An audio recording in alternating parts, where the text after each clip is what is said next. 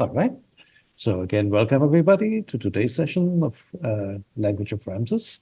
I had a couple of follow-ups in the beginning that came from previous sessions. I want to go over those quickly. And then, go into chapter 18, which is a short chapter. We briefly started it at the end of last time. It's one more of those smaller tenses, the not yet form, which becomes quite important in Coptic. In late Egyptian, you see it occasionally, so it's good to know what it is. And just a few slides on those, so should be comparatively quick. But before we go there, there were some things that came up in the last session that still wanted to close the loop on. One of that was the other ⲙⲡⲁⲧⲙ. So in the last two sessions, we had discussed the negative aorist either as ⲙⲡⲁⲃ or as ⲙⲙⲃ, so the expanded version where you have an iri in the middle. And the meaning of both constructions is the same, refers to something that usually doesn't happen or as a rule never happens. It just has two different forms. One of those eventually becomes more frequent and becomes the Coptic mere form. Meref sotem, he generally does not hear. And Chris had brought up, does this have any relationship with the past tense? And I said it doesn't, because the aorist by definition indicates something that, as a rule does not happen. It's kind of tense-free. It doesn't really have a tense associated with it. But there is another thing. There is the past tense ⲙⲡⲁⲃ. So that's a different thing. Comes from an earlier ⲙⲡⲁⲃ, and it essentially is a negated past. So somewhat like the ⲙⲙ form, ⲙⲙⲃ, which is our normal negative past tense or negative perfect. But this also exists, but it is rare. I went through several grammars. I tried to find any example sentences of how this negative past tense is being used, and I was not able to find anything. Just like a short paragraph or more, typically like a one-liner, maybe 2 lines, and that's it. That, this is different from the aorist, and it just means negated past, and that's it. After searching around on Ramesses Online, I found a couple of sentences which I believe have this form. If anybody ever watches this and says, no, this is complete nonsense, that's not what it is, this is an aorist or whatnot, well, leave me a comment on the video. But this is the best I could find. I think that's what it is. Let me give you the first example. The first example is ⲙ. It's spelled Rana, but ⲙ. ⲙ bu ⲙ or rather ⲙ ⲙ bu ⲙ ⲙ bu mesik. ⲙ is for unreal conditions. So it's like an if, but an if where you know that this situation actually is not true. It's an unreal condition. And the way to translate this one is if you had not come into being, in other words, if it did not exist, if you had not come into being, if you had not been born. So this by itself would be, you have not come into being, you have not been born, but then with the ⲙ in front of it, it essentially gets turned into an irrealis, an unreal condition. And so it becomes, if you had not come into being, if you had not been born, then something would have happened. I left the rest of the example out because it's quite lengthy. Aorist doesn't really make a whole lot of sense here, even though formally it looks like one. So I think it is this other ⲙⲡⲁⲃ. There's another example down here. When by itself can mean it is the fact. It is the fact that something happened, or is the case. When bu into nebu ⲙⲙⲃ ma naga mo. Few word explanation here. So ma is because of, and naga is lack. This is naga mo. Anybody want to take a crack at what this could mean? Just like trying to translate it on the fly.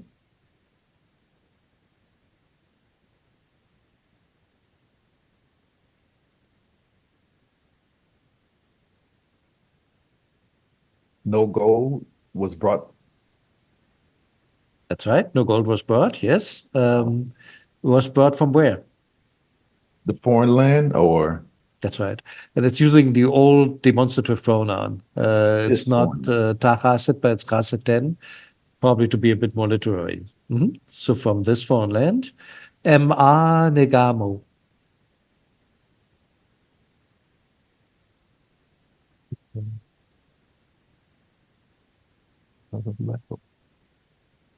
Because of lack of water? No, that don't You make got it. sense. Yep, That's it? that doesn't make an awful lot of sense, but if you look at the whole text, I looked it up because I was curious. Oh, It is on the TLA, the thesaurus. It's actually that an expedition was sent to fetch gold, or to bring back gold, I should say. Ran into a major drought. Um, I think one of the sentences in the text was, the men were dying together with the donkeys that were walking before them, basically of thirst. And so that's why no gold was delivered in this particular case, because of the lack of water in the area that they had been sent to. So yeah, spot on. oh, that's right. They didn't have camels during this time period. 'Cause I was getting ready to ask you, why would you walk a donkey through the desert? But they didn't have camels yet. I don't think they did. That's right. I'm not exactly sure when the whole camel thing starts. But they may have been present, but were they used? I think it was they were primarily relying on donkeys for Yeah. anything transport-wise. So yeah, your translation was spot on. And this year, I think, is definitely a past tense. What else should it be? Bu into. So that is a bu sejemef. Aorist doesn't make any sense because this is a very specific circumstance where things went horribly wrong on a mining expedition. It's being it's made into like a thing by putting wonen in front of it, but I think this is the main grammar point. This is the past tense, bu sejemef. Any questions so far?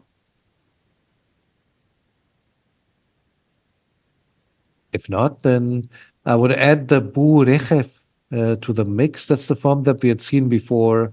This is the most common form to say he does not know. Remember that rech has that special property that in the present tense it means to get to know. And so if you want to say you know something, it has to be put into the past. And the most common form for the negative is actually bu rechef. So that's clearly some kind of bu sejemef. I couldn't tell you if that's the aorist or if it is the past tense sejemef. Since rech has that special property, I would assume it is the past, but I didn't find that in any grammar. However, I do have an example sentence at least. Tui anachek or anachku empacho burechi a endua. Anybody want to take a guess at what it means or translate it? We may have had this before. It's from a I can letter. try. Okay.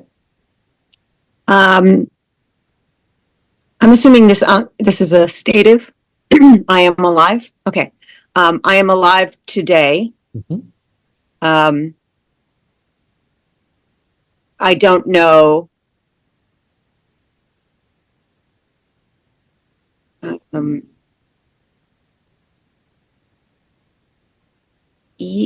And is this a pronoun? It is. It is. I don't know myself tomorrow. Maybe I not don't know. self, but go by the gloss here on the right.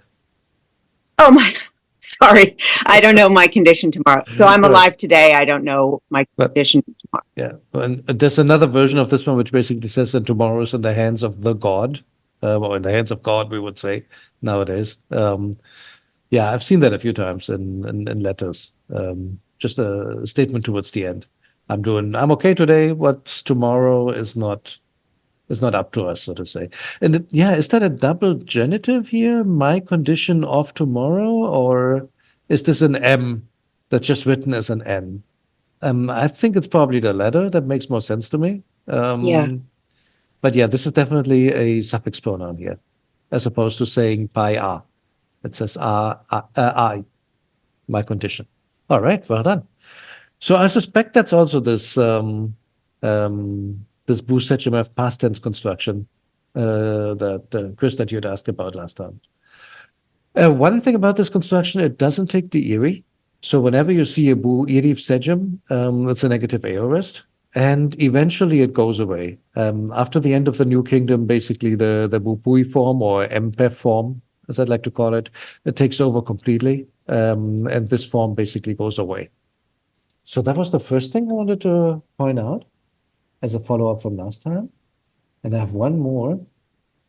Follow-up number 2 was sejim and conditional sentences. We had a few sentences that started with an ir, so when or if, or as for, literally, and then came some kind of sejim form. Like, for example, I'll just do these real quick because we covered them already. So, ir jitu ta echet, wasn't it? Emreduk. So, if one puts fetters upon your legs, chet eros emgerech. You put fire to them in the night, or fire to it in the night, literally, because fetter here is singular. The other one as well. Ir pechi erechach imosen. If I, or when I approach a million of them, bu ir redu cement. Their legs cannot stand firm. Wars, and they will flee every single time, basically. And so this part was clear. These were aorists, but one question that came up is, what were these things here? It's a sejim form, but why? And I looked it up. It's actually never. He says that the prospective sejim is very common in conditional sentences. So that's a normal thing. That's to be expected. This comes later somewhere in the 30s, like chapter 33 to 36 is conditional sentences. And he says that this combination normally indicates a condition that has not happened yet. That is for the, how do you call it, the potasis or potasis, I guess, the front part. And then the apodosis, the consequence, can have different tenses. One is the aorist, or for example, there's also the third future. And maybe if somebody wants to take wants to try the next one, number 3.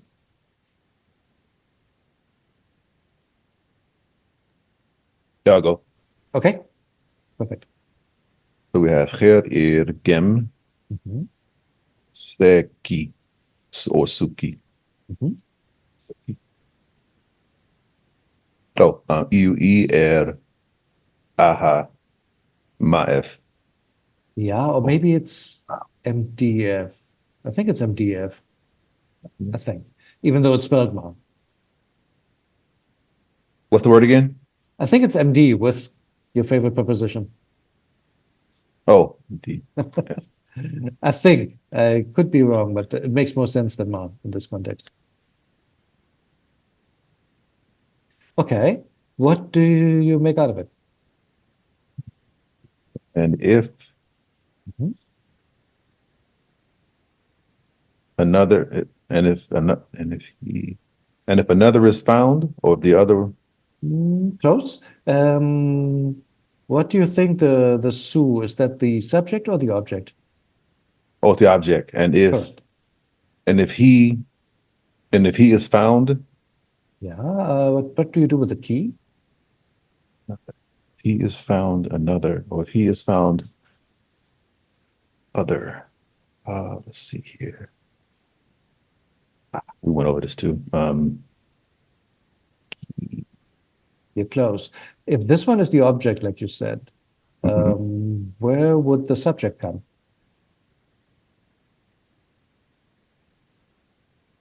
Oh, it should come. BSO. I want to say it should come before the object, but Yeah. and if another.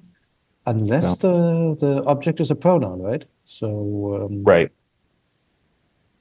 If another, if the other is found. Oh, is that it? If the other, no, nah, if the other is found. I'll give you a hint. Key can also be another one. It could be like it can behave like a noun. Oh, so it can stand alone. It can stand. Yes. Well, yeah, that's like a noun. So if he, not if he, if another, if I just had So close. found him another one. Oh, and if another one is he found another one. Flip it. If another one found him. If another one. That's the object, right? If another one found him. Egyptian plays a trick on us by having like the opposite word order from English, but it's really just if another, gemki. But then the su has to go before it. If another one found it or him, who knows? Yep. I will, or I shall fight, or Maya. No, MDF. Again, it again. With him. No. With him. Yeah. It's with, it's like Renav. Or, With him. Mhm. Yeah. I will fight with him. That's right. If another one will find it or find him, I will fight with him. Whatever that is about, I have no idea. But obviously, a prized possession. And it's the same construction. So it's a sejm F again, just with a quasi-nominal subject in this case. And again, the prospective sejm F, but not followed by an aorist, but in this case by a third future, which will be the topic of our next session in 2 weeks. Chapter number 19. All right, so another mystery solved. It's just a prospective sejm F. And I should say Late Egyptian has a ton of conditional sentence constructions. I find that kind of exciting because what I like about it, Late Egyptian is it's explicit. You don't have to guess what the different functions of sentences are. Like in Middle Egyptian, I often still have the feeling that you kind of have to know what this could be, and sometimes it's ambiguous. Late Egyptian will tell you. They have the they have the they have the, go ahead. They have the chen. Basically, they tell you quite clearly what that sentence is doing there. It's a little bit more like modern languages in that sense. And Neveu has a full 4 chapters on the topic, and we'll get there one day. All right. So then let's dive straight into chapter 18. It's the not yet form. That's a sundial, in case you're wondering what the... I needed an Egyptian clock, and that was the closest I could find. So here we go. So for the not yet form, looks an awful lot like what we were just talking about, the bu-iri, but what it has in addition to the bu-iri sejm form, it has a T in between. So it's not bu-iri sejm, but it's bu-irit sejm, or if you want to make it I have not heard yet, it would be bu-iriti sejm, obviously, with the suffix pronoun here in between. So the key thing is the extra T.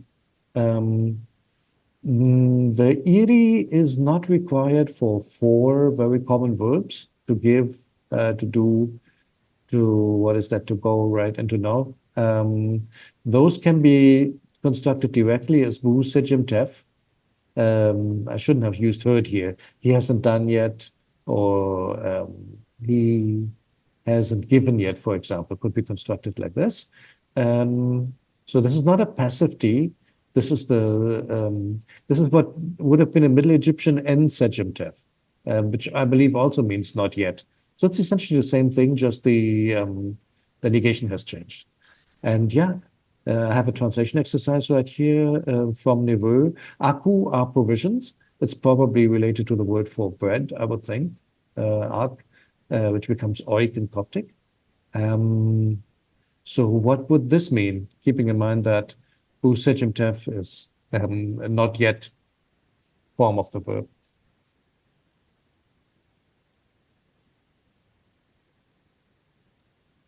And he has not given provisions yet. That is correct. That's right. And he has not given any provisions yet. That's really all it is. Very often it gets spelled out as tuf because they want to indicate that the T is being pronounced. I think by now we're pretty used to that. Okay, cool. With all other verbs but those 4, you have to use the iri. You can't do the direct N sejm tef anymore from Middle Egyptian, but you have to squeeze an iri in between somehow. And that then over time gets contracted and ends up in this form, empatef sotem, which is really ⲙⲡⲁ earlier becomes imperative ⲡ in Coptic. He has not heard yet. And there are a few examples here. This one is a two. It looks like a Y, but it isn't. It's the TW, just abbreviated as a stroke. This is from a letter to an oracle, and I'll show the parts of the letter in a moment, but let's do the sentence first. Should be comparatively easy.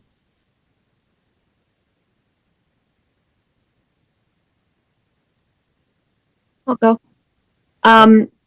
Herbu irtuek hab any nefer bin. So you have not yet sent to me good or bad. Correct. So written to me, probably.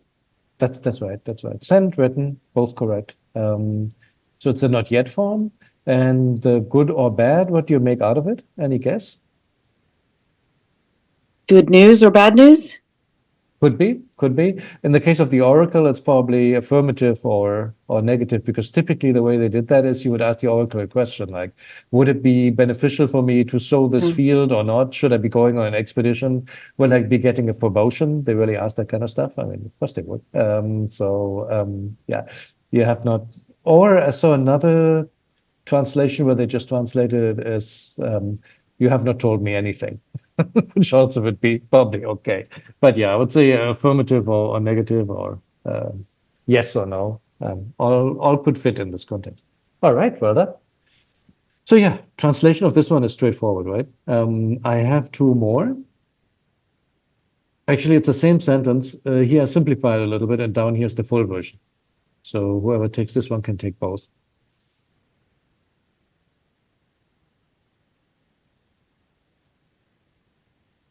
I see. Late Egyptian uses this. I know Middle Egyptian has it in the second sentence. That erbu Yeah. for that's Or. for but, right? That for but. Or my bad. Or. Erbu is or. Or. Oh wow! I put a very erotic R at the end. Like either or, the or.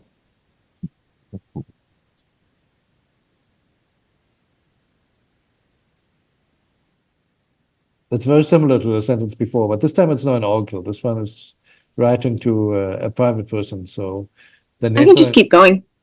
Go for it. Bentuek her ha beni nefer emer pu bin. I'll just translate that part first.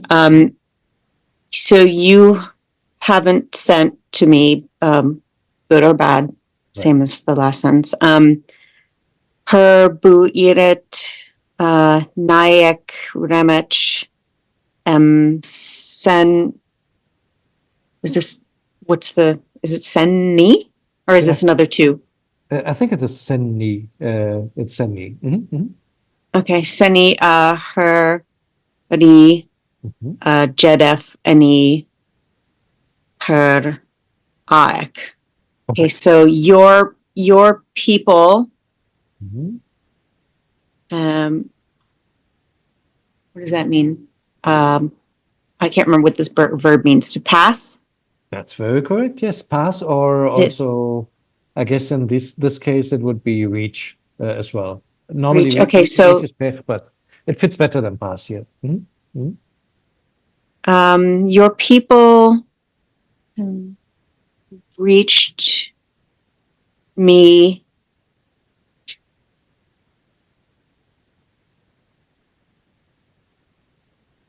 Oh, it must be your person. jrj.t.f, he said to me about your condition.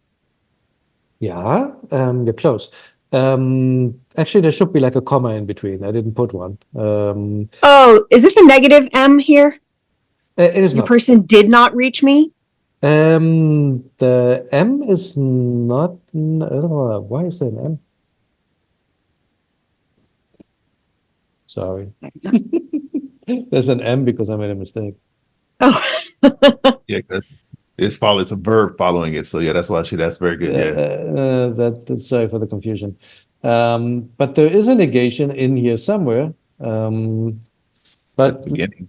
let's do this though. Hang on. I'm just gonna put like a Oh, I skipped a section. I skipped a whole bit. That's why.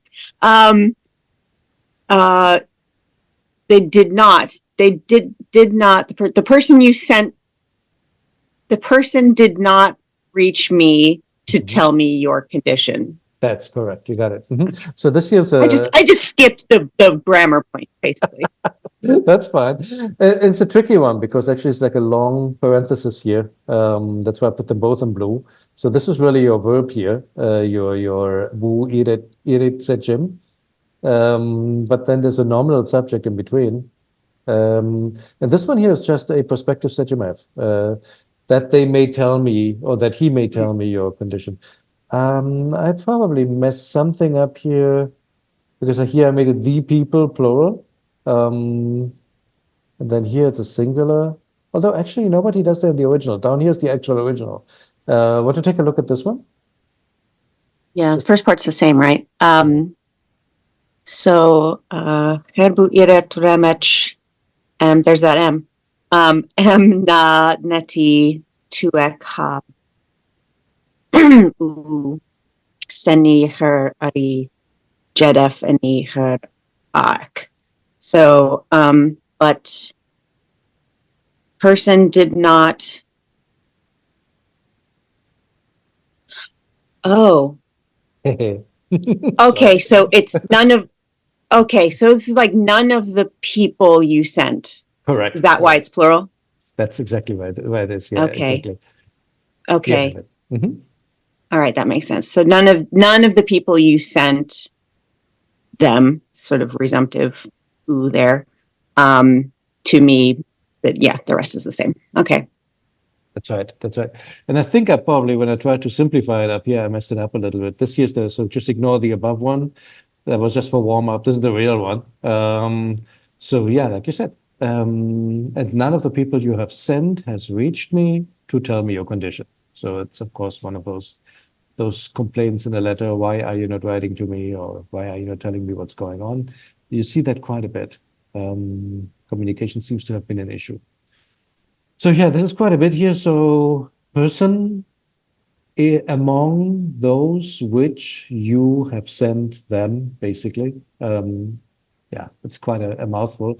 And all this goes in between the bu irit and the infinitive. So it's like one big parenthesis, so to say, that you're closing out here. And then to make things even more confusing, it's ⲙ plus but that's just to me, basically, have reached me. Yeah, excellent. Great job. So I think the bu irritive sejm should be pretty clear now how it's being used. It's like a past tense, but put a not yet in between. And that's really all there is to it. Is that verb seneti or? The senin? Yeah, I see a wave of water next to two strokes. So it's seneni. I think it's just senin or maybe seneni. There is no T in there, I'm pretty sure. Seneni. Okay. But let me look it up.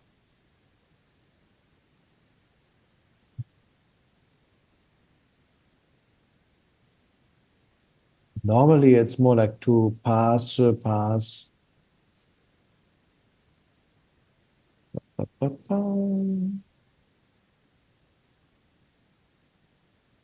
It's fun. I don't see it.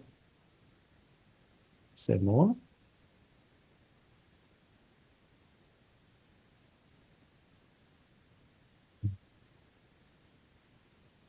Just saying.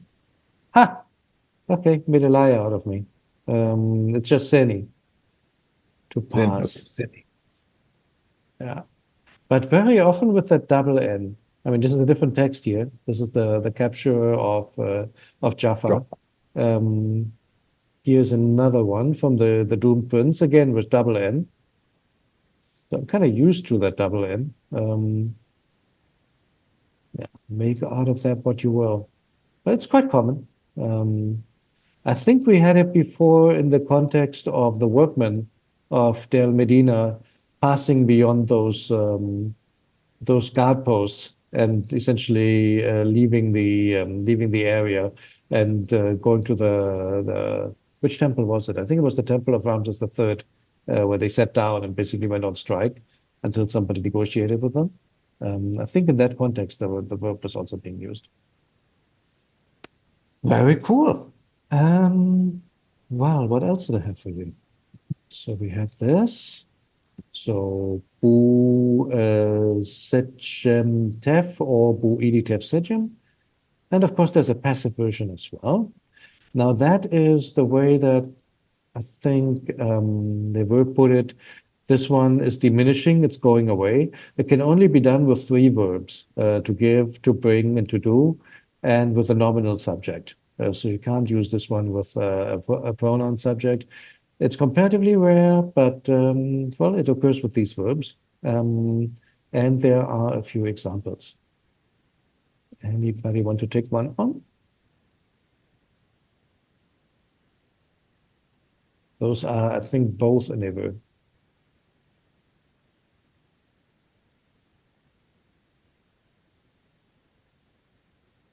I could also do one if you like. Oops. I'm happy to go again if no one else wants to. Okay, it's yours. Herbudi eni paret diu ersha paharu. So it was not yet given to me. The seed ration until today. So Okay. I have not yet been given my seed ration. Perfect. Exactly. And now this could be seed ration, or it could be seeds or rations. I think this could just be coordinated, because otherwise it would probably be a ration of seeds. I'm not sure. So it should be the other way around. But yeah, otherwise perfect. And until today, the Shah Pahol. Well done. So yeah, just the passive form of what we just looked at. So no indication of who's doing the, or in this case, not doing the doing. Okay, I give up. You know what I mean? Who's not doing the giving is not indicated. It's just from the perspective of the person to whom that has not yet happened. There's always an expectation whenever you have the second form that it will happen eventually. So that's implied. Okie doke. And I have one more.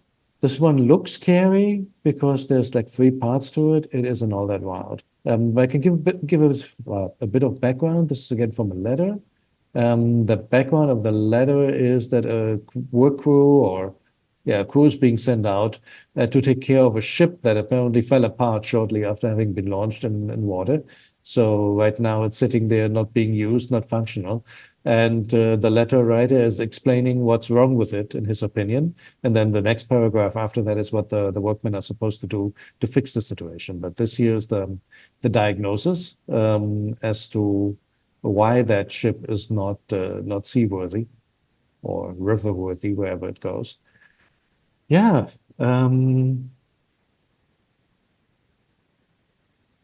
A few words in vocabulary I should mention. So Gerit is a part of the ship.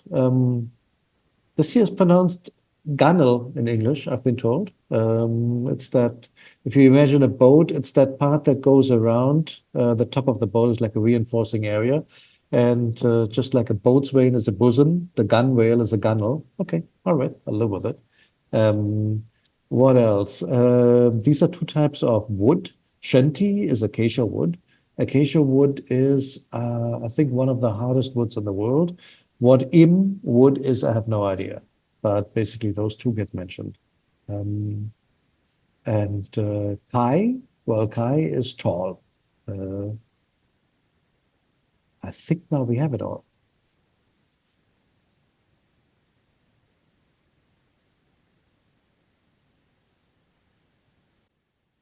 So I can try. All right. When du diet, NF, and high, and herit, Kai, and Senti.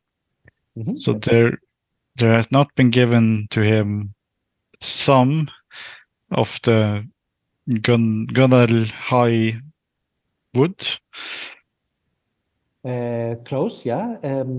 There has not yet been given to him some of the high gunnels of shanty wood. Yeah. Yeah. And then And herbud diet, and if, and high, and herit, kai, and geru. And it's not been given to him some of the high gunnel of wood. That's right. And then geru is, I don't know. I would translate it as either in this case. Okay. And then, yeah, and then so the consequence, or not the consequence, but what these things would do if you had them there. So it's hemsen pa.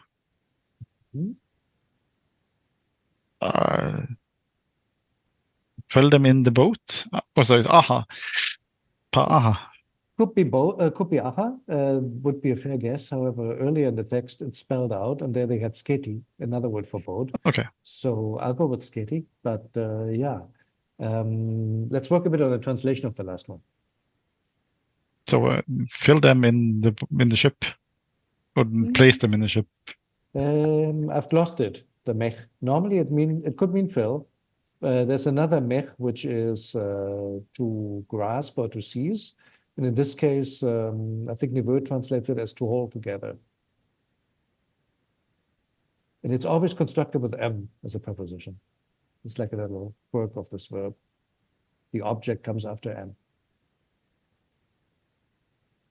Yeah, so hold them together in the ship, but that doesn't make sense. That's right, you're right. If mech is hold together, what would be mechsen? Hold them together? Are you sure? Would sen be the object or the subject? I actually don't know.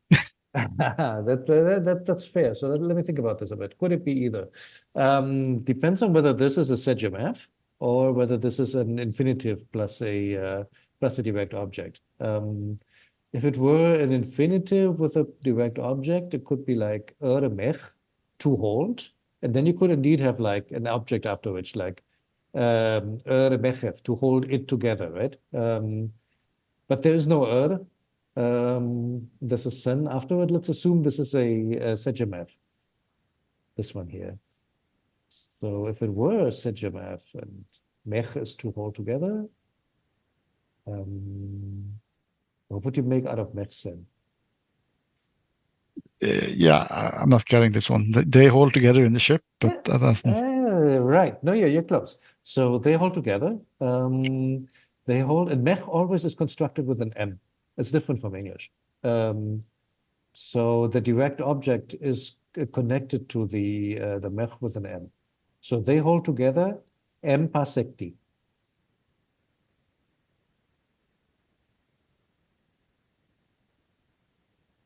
Off the ship? Forget the M for a moment. They hold together pasecti. Okay, they hold together the ship. Okay, so They hold the ship together. You got it. And now just the last thing, sedgem there's two possibilities. It could be a past tense, or it could be. Oh, so they held the ship together. It could be. So, or if it were a perspective, then what would the meaning be? Then you're I there. don't know. Perspective or subjective? I'm a bit lost today, so I don't know. That's fine. No worries about it. So the perspective subjunctive is like they may, or they will, or they shall. They will hold together. So let's see which one makes more sense here. No beams have been, basically those pieces of wood have not been given to the ship. that they held it together. Well, apparently that's a problem. It wasn't being held together. So that they may hold it together makes more sense. The subjunctive is, fits better in that context. So let me repeat that real quick, the way you had it. And not yet has some high gunnels of acacia wood, and the same thing for im wood either, been given to the ship so that they can hold it together. So this here is like a purpose statement with a ⲻⲻf in the subjunctive. So it's indicating that if this had happened, this would have been the consequence, but that's not what happened, and as a result, the ship is kind of derelict and in pieces. All right, not an easy one. Questions about this one, or does it make more sense now?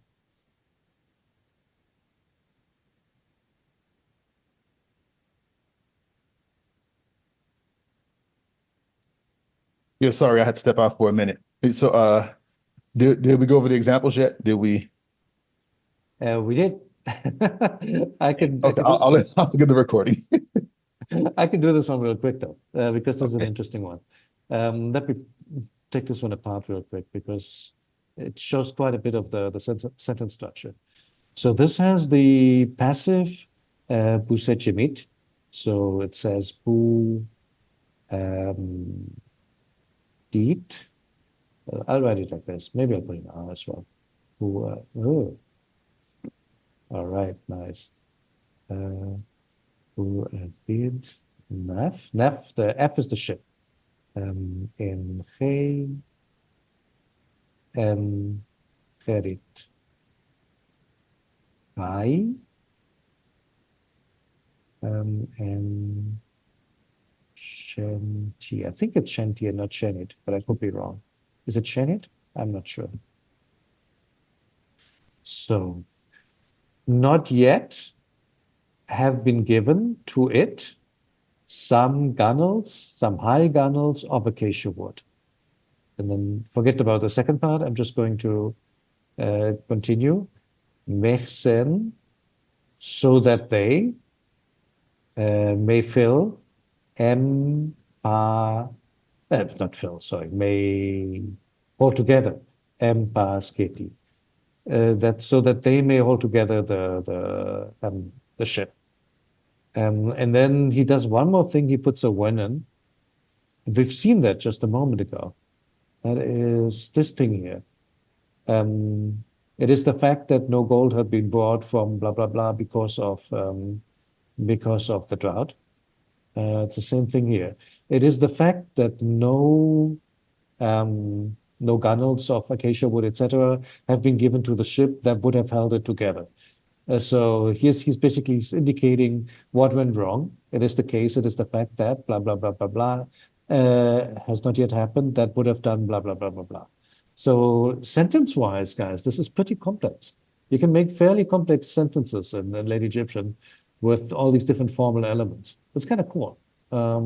If you pass them like piece by piece, the meaning basically like, yeah, becomes, I don't want to say obvious. That would be over-promising, but how to put that? They mean what they mean. So if there's a ⲻⲻf, it can only be past or only subjunctive. Try both options, and the meaning will become apparent.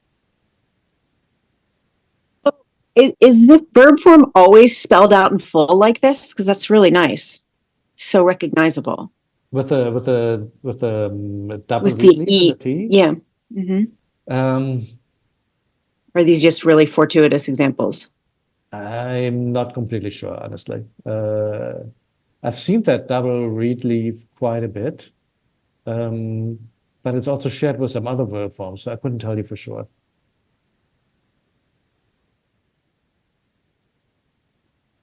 It can only happen with a few verbs though anyway, so yeah. All right. Well, I had one more thing. No, I have two more things prepared. Here's a fun one. That oracle papyrus, the one that we had said, you have not written yet to me whether affirmative or in the negative to my question. I actually looked that one up. It's available on JSTOR. Author is called John Barnes, and it's called the Neville Papyrus. It's a short oracular papyrus, basically maybe 5-6 lines in front, 5 lines at the back, or 5-6 lines at the back. So a dozen lines or less. It's written in a late Ramesside hieratic hand, not that easy to read, because it uses a ton of ligatures. Like, for example, the when, I think you can see. When, then the little man afterwards. The ucha here, this is a very tall quail chick, and then the cha is ligature together. And then here's like a ch, W, walking legs, and a long K. And that's apparently, hang on, that's supposedly this thing. And yeah, good luck with that. I wasn't able to read that, but apparently that's this whole thing. Jed, an ek, and this here is your, when I said long K, I was actually thinking of this K, as long as possible. So there are a lot of Ks in here that basically take like half the line. They love doing that. And you can see there are lots of nice ligatures in here, in the whole text. Let's see, for example, down here, that should be the ma from over here. So yeah, there's a big ligature down there. The horde down here, the Horus falcon, also much bigger than the rest of the line. So not that easy to read. So I have a transcription over here. And I thought I'm going to walk you through this one real quick. So let's see what it says. That's the beginning of the text that we already had a line out of. It says, Woni uchak, I was looking for you or searching for you, jednek. So this is a to tell you, and hey, some, the same word we just had a moment ago, some medu, some matters inuk, some matters of mine. You know inuk as the independent pronoun I, but when it comes after another noun, it can mean of mine. Like, for example, varemech inek, a man of mine. And especially when you have like something else already determining the word, like, for example, here, some matters or some words, medu. You can put a nai or something in front of it because there's already something sitting in that position, in this case, the some. So you have to use the inek afterwards. So I came looking for you, basically, to tell you some matters of mine. It's writing to the oracle here. Ek you were, hap, hiding or disappearing. Taik iset, in your place. What place? Rechenef. I had to look this one up. Rechenef seems to be a word for statue, like the statue of a god. The iset, the rechenef, is the shrine, basically, of the god. So basically it's saying, but you were disappearing into your shrine. You, a man, being nobody. No, being, oh no, they're not being a remech. They're not being a person. They're not being a person. Mess. Mess is to approach, to betake yourself, to bring. It's spelled in a really weird way because this one here is used in another verb, sebi, which has a B. And so as one of those junk DNA copies that happen in late Egyptian, they copy the B over, even though it's really just messy or mess, and the B has really no place there. So there was no person around to approach. Keros. I guess that probably is the statue of the god. Or no, it's the sanctuary. There was nobody to approach the sanctuary or the shrine. Habefnek, to send you it, to send it to you, I guess, or to send him to you. Send him to you? I think to send him to you, probably. That would make some sense. Gerir, when I, or sorry, gerir, as, when. This here should be a tui. It's written as we, but I think there's a T missing here. So gerir tui, as I was achak, standing. So as I was standing around in front of the temple, basically, right? As I was standing around, yuikem M. Hori. I met Hori, and then it goes on. Hori, the scribe of so-and-so, who is allowed to actually approach the sanctuary. And I quickly wrote a letter to you, and then follows a letter with the oracle that he basically wants. So basically, in a nutshell, he was trying to get to the god while he was outside of the temple. Maybe I should comment a little bit. The way I understand that works is that on some occasions you take the god out in a procession on a bark, basically, carried by a whole bunch of priests, and then people can ask oracle questions on the way. So you can basically stand in front of the bark, hand over, for example, two little papyri, one with the yes answer, one with the no answer, and then essentially the god will indicate what it is. Could be by giving you back one of the two, could be by, for example, like bowing forward, so it will like bend towards you, or going backward to basically indicate rejection or acceptance of what you said. So that's one of the ways how an oracle could work in the New Kingdom. But what happened in this case is basically he tried to ask his question, and the god basically made off to the shrine before giving an answer. And so what he does here, basically, he doesn't have access because he's not temple personnel, so he can't go in. So he's finding somebody, a scribe that he knows that basically has permission, and then he pens this thing quickly on the fly, like, hey, I really need an answer today. And that's where that sentence that we had a little bit earlier, this one here, you have not given me any answer yet, whether positive or negative, and I really need one today, is basically how it goes on. Well, that's where this is coming from. The letter, like I said, is a little bit longer. Can be found on JSTOR if you're curious. I'm not completely clear on what he really needs an answer on. It has something to do with garments. It maybe that has got something to do with stolen garments or distribution of garments, because he's basically like enumerating the number of items and that some person got a certain number of them. But what exactly the question is, I didn't fully get. I hope he got his answer. All I can say. So that's the story behind that example sentence in Hebrew. It's quite funny. Very often those sentences have some very lifelike stories behind them.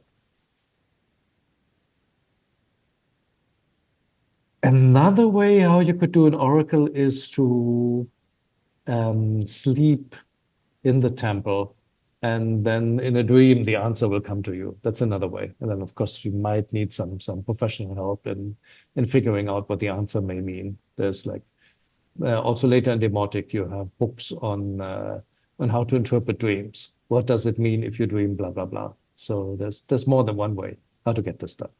And oracles could go anywhere from, like, there's some really important ones from Hatshepsut's time.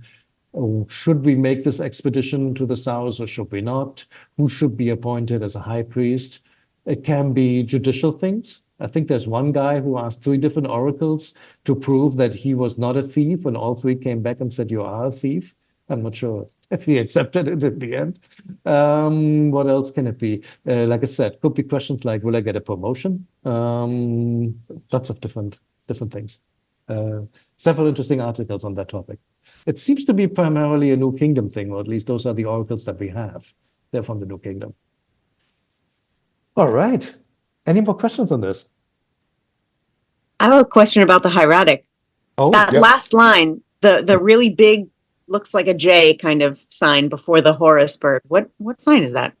okay, let's have a look. Let's see what that is. So here's the aha. I'm just trying to orient myself. Here's the aha. Yeah. EU. So here's our EU. Then that's the little man. This is almost demotic already. Then this here must be the gem. Gem. Ugh. It's a really good question. What is this? Oh, that is that's our papyrus roll, our Y1 roll. This thing. That must be if I had to guess, and I haven't gotten that far yet. I'd really like to learn this, like late Ramesside handwriting, because it's so ornate. But if I had to guess, I think this is our owl, our M, and then it ligatures over into the book roll. Then the book roll has like a Wow. little. That must be it, I think, because the Horus is right after it. And then Mhm. here's the reed leaf of the Hori, because that's the name of the scribe. I Mm. didn't transcribe the last word. This is a pi, because then it goes on this scribe of blah blah blah. But that's already the next sentence. Yeah, this is fun, isn't it? Yeah, I was going to ask you to point out the rech in F for me. I was looking for it, but I thought I saw it, but Rech. Oh, this one here, right? Rech and Yeah. F. Nah, that one should be easier to find. This is here. Mm. This again looks almost like demotic. This is like the little R, and this is the ch. That's the Ch. Yeah, and the little small wave of water above the horned viper, that little stroke, that's the NF That's the right there. That's the Jeez. NF, and that's why it becomes a demotic. It really looks just like that. And the rech would become, well, actually, you write it differently. You have like an ir, and then you have this thing. It's huge. The ch becomes really big. I guess the R, if you had to write it, you could make it something like this, like just like a little stroke, and then something like that. I'm glad you said something because I thought those long K's, I thought they were just underlining. No, they love doing this. So they love to do the long Ks. That's Wow. one. The K is always like super long, and then the F as well. F as long as you can, basically. Those two. K And the Horus bird's feet too. Yep, nice, huh? Oh yeah. Right. Man. Split feet, yeah, exactly. Don't ask me how the gem works. Wait, maybe we can figure this out together. So the gem itself. I mean, this is clearly the U here with a little man, Yui. I found the gem. Yeah, I'm not sure what that's doing. I mean, that must be it, but I'm not completely sure why. I would think this being so just like it kind of reminds me of calligraphy, meaning that there has to be some reading books somewhere where these guys practice this stuff and got it wrong. Oh, absolutely. Absolutely. I mean, but this is just wow. Nice, huh? Yes, it's really nice. Right. And basically, like late Ramesside, they're always like this, like super tall, very tall signs. They like to really emphasize the verticals. Lots of circular ligatures in between, and then the long case, basically. Yeah, looks interesting. Very good. We are at time. See you all next week. And Thank DT, hope you. you're feeling better soon. Yeah. Thanks. Bye. Bye, Bye. E.T. Bye. Okay, bye.